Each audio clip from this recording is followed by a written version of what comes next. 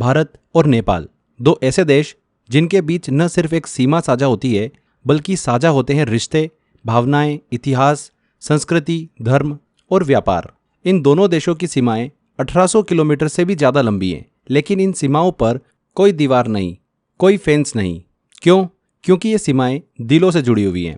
भारत और नेपाल के नागरिक वीज़ा फ्री ट्रेवल करते हैं, लोग आपस में शादी भी करते हैं, रोजगार साझा करते हैं, मंदिरों में साथ साथ दर्शन करते हैं। लेकिन इतनी गहरी दोस्ती के बीच एक छोटा सा इलाका काला पानी और एक गांव जैसा क्षेत्र सुस्ता इतनी बड़ी दीवार खड़ी कर देते हैं कि रिश्तों में खटास आने लग जाती है।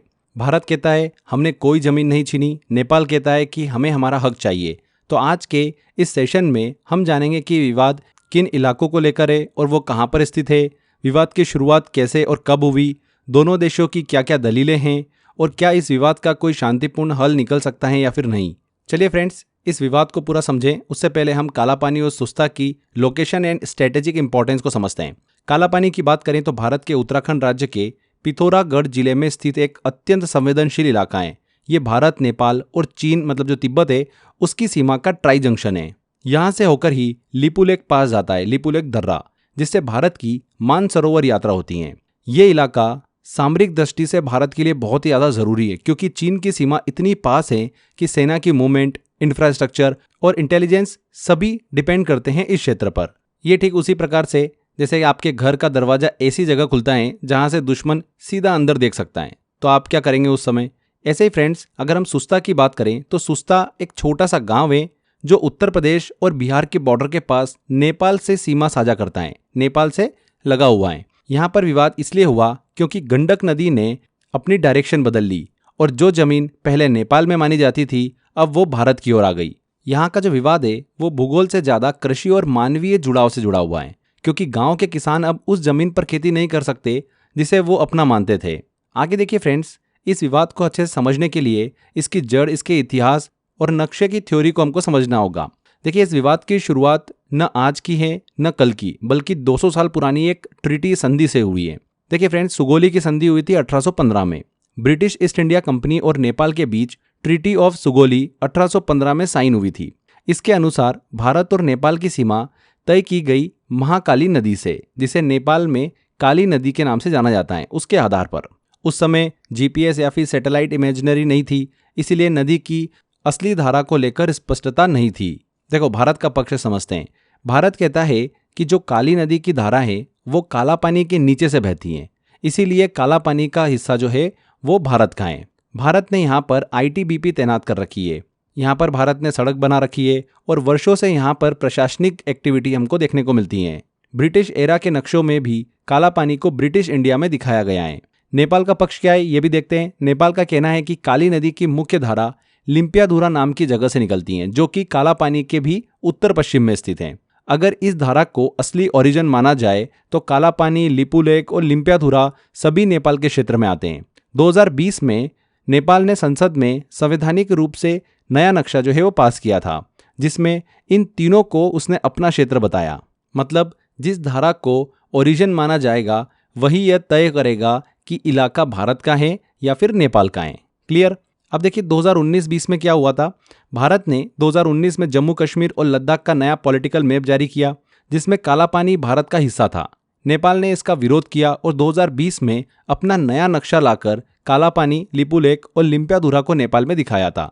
भारत ने उस समय कहा कि यह नक्शा ऐतिहासिक तथ्यों और समझौते के खिलाफ है, लेकिन हम बातचीत के लिए तैयार हैं, सॉल्यूशन निकाला जा सकता है। इसके बाद अगर हम सुस्ता की बात करें तो गंडक नदी ने, देखिए क्या हुआ कि धीरे धीरे दिशा बदल ली, जिससे जो जमीन पहले नेपाल के नक्शे में थी अब वो भारत के हिस्से में आ गई। नेपाल का कहना है कि उसका इलाका बह गया और भारत ने उस पर कब्जा कर लिया। भारत का कहना है कि यह प्राकृतिक प्रक्रिया है, किसी ने कब्जा नहीं किया। यहाँ पर विवाद भूगोल नहीं, भू संवेदनशीलता का है। भारत और नेपाल में आखिरी बड़ा विवाद 2020 में हुआ था, जब नेपाल ने नया नक्शा पास किया। उस समय तनाव चरम पर था। बॉर्डर पर चेतावनी, संसद में बहस, सोशल मीडिया पर विरोध, सब कुछ देखने को मिला, लेकिन दोनों देशों ने कभी भी बातचीत का रास्ता बंद नहीं किया। वर्तमान देखिए हालत की बात करें तो कोई भी सीमा विवाद सिर्फ नक्शे पर नहीं होता, उसका असर सीधे दोनों देशों के रिश्तों और जनता की सोच पर पड़ता है। 2020 के बाद भारत और नेपाल रिश्तों में तनाव दिखा। नेपाल में एंटी इंडियन स्लोगन्स लगे, लोगों ने सड़कों पर प्रदर्शन किया। नेपाली मीडिया में भारत को एक्सपांशनिस्ट कहा जाने लगा। कई राजनीतिक दलों ने इसे चुनावी मुद्दा भी बना लिया। नेपाल ने इस मुद्दे को भावनात्मक बना दिया। स्कूलों में नया नक्शा पढ़ाया जाने लगा। युवाओं के बीच इसे राष्ट्रभक्ति और अस्मिता से जोड़ा गया। नेपाल की संसद ने इसे संवैधानिक स्तर पर पास भी किया, यानी अब सरकार भी पीछे नहीं हट सकती थी। भारत के रुख की बात करें तो भारत का रुख शांत लेकिन सख्त है। भारत ने शुरुआत में विरोध नहीं किया, लेकिन कहा कि इतिहास और भूगोल की सच्चाई से हटकर नक्शे बदलने से हकीकत नहीं बदलती। भारत ने कूटनीतिक दरवाजे बंद नहीं किए, बल्कि बातचीत के जरिए हल निकालने की कोशिश की। आगे देखिए फ्रेंड्स, अगर हम बात करें कि इसका समाधान कैसे निकल सकता है, क्या क्या रास्ते मौजूद हैं, तो साइंटिफिक सर्वे काफ़ी इंपॉर्टेंट हो जाता है कि जीपीएस और सैटेलाइट इमेजनरी के जरिए दोनों पक्ष एक संयुक्त रिपोर्ट बना सकते हैं।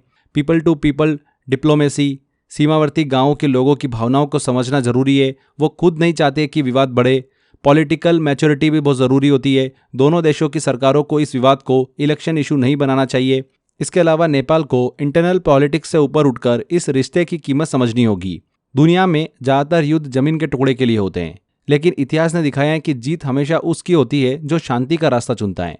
भारत और नेपाल की बात करें तो इनकी दोस्ती हिमालय जितनी ऊंची रही है। छोटे छोटे विवाद, नदी की धारा, नक्शों की रेखाएं इस रिश्ते को नहीं तोड़ सकती। इस मुद्दे पर आपकी क्या सोच है, इसको कमेंट बॉक्स में ज़रूर बताइएगा। यहाँ पर आप सभी के लिए काफ़ी अच्छा क्वेश्चन है। इस क्वेश्चन का जवाब आपको कमेंट बॉक्स में देना है। इनमें से कौन सी दर्रा, कौन सा पास भारत और नेपाल की सीमा पर स्थित हैं? 4 ऑप्शन है, करेक्ट आंसर आपको कमेंट करना है।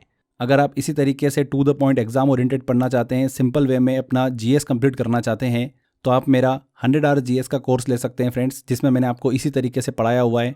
टू द पॉइंट हमने वही चीज़ें डिस्कस करी है जो लगातार एग्जाम के अंदर पूछी जाती है। 3500 प्लस इंपॉर्टेंट क्वेश्चन भी मैंने आपको इस कोर्स में प्रोवाइड करें। हिंदी एंड इंग्लिश मिक्स में मैंने पढ़ाया हुआ है। 2 साल की वैलिडिटी के साथ में आप इस कोर्स को ले सकते हैं।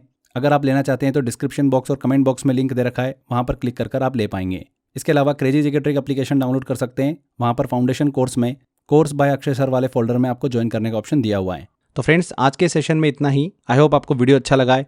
अगर वीडियो अच्छा लगा, इन्फॉर्मेटिव लगा, तो वीडियो को लाइक कर दीजिए, शेयर कर दीजिए एंड कमेंट करके ज़रूर बताइएगा कि वीडियो कैसा लगा। एवरी संडे फ्रेंड्स हम अलग अलग देशों के कॉन्फ्लिक्ट्स को लेकर डिस्कशन करते हैं। ये सीरीज़ आपको कैसी लगती है? अगर आप किसी देशों के बीच होने वाले कॉन्फ्लिक्ट को लेकर वीडियो चाहते हैं तो आप मुझे कमेंट करके ज़रूर बताइएगा। नेक्स्ट टाइम पर मैं वो वीडियो ज़रूर लेके आऊँगा आपके लिए। तो आज के सेशन में इतना ही फ्रेंड्स, मिलते हैं नेक्स्ट वीडियो में। Till then, bye bye.